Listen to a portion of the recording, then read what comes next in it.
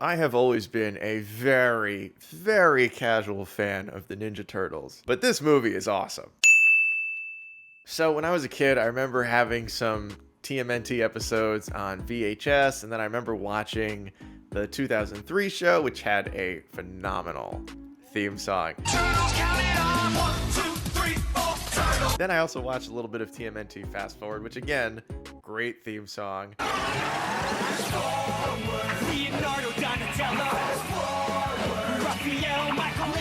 Phenomenal trend here with these TMNT TV shows. So when I saw this movie on Netflix, I figured, yeah, it's animated. I've always sort of liked TMNT. I'll give it a shot.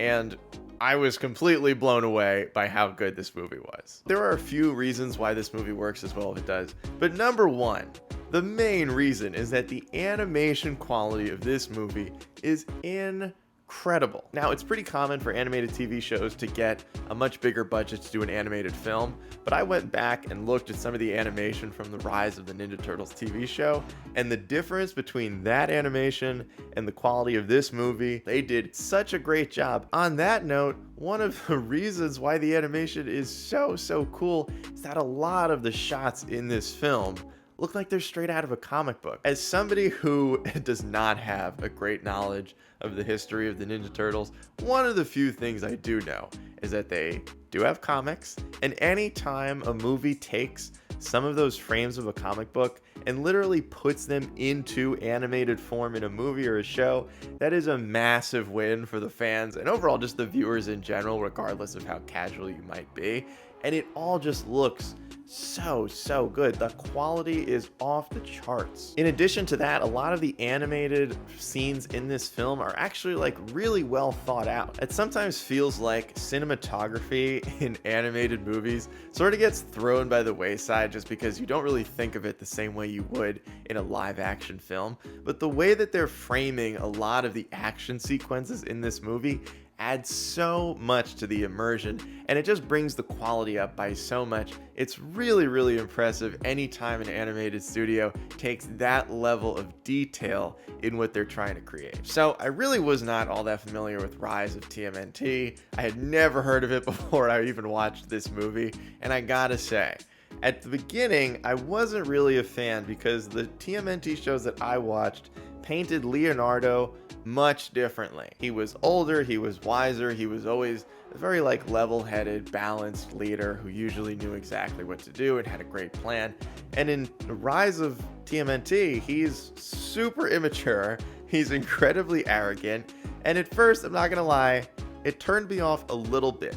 But at the beginning of this film, not a spoiler because it's literally within the first 2 minutes, you see that other version of Leonardo. You see the much wiser, much more balanced, even keel Leonardo. And so to go back and see the younger, more rookie version, essentially the rookie version of this Leonardo, is actually really cool. And you sort of see as the story goes, how he starts to change and develop and evolve to become the eventual leader that I knew in the shows that I watched growing up. One of the other things I wanted to mention about this film is that the pacing is incredibly well done. Pacing a film, especially an animated movie, can sometimes be really challenging. And in one that's supposed to have a lot of action, TMNT is known for their combat. These are literally turtles that have spent years in training and have incredibly skilled combat styles. You want to see that, but at the same time, you can't just have a movie that's literally 90% combat with little to no story.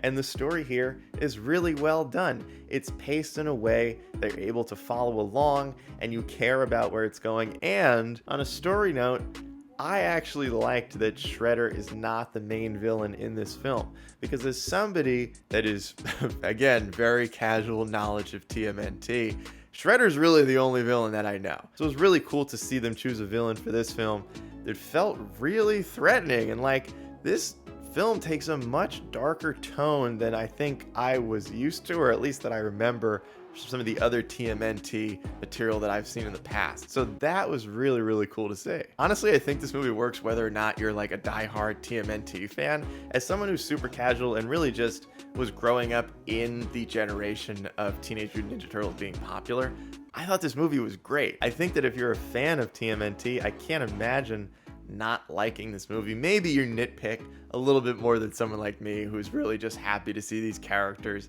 get a full-length movie again, and especially a full-length movie that's actually good. All right, Michael Bay, this is how you do a TMNT movie. As a casual fan, this movie works. I think if you're a diehard, this movie works. I think if you really are even more casual than me and maybe don't care about Teenage Mutant Ninja Turtles at all, I still think this movie is so well done. And if you're someone that has seen Spider-Man Into the Spider-Verse, you've got to do yourself a favor and watch this film, because if you liked Spider-Man Into the Spider-Verse, it's going to be really, really hard to not like this movie as well. Give it a shot.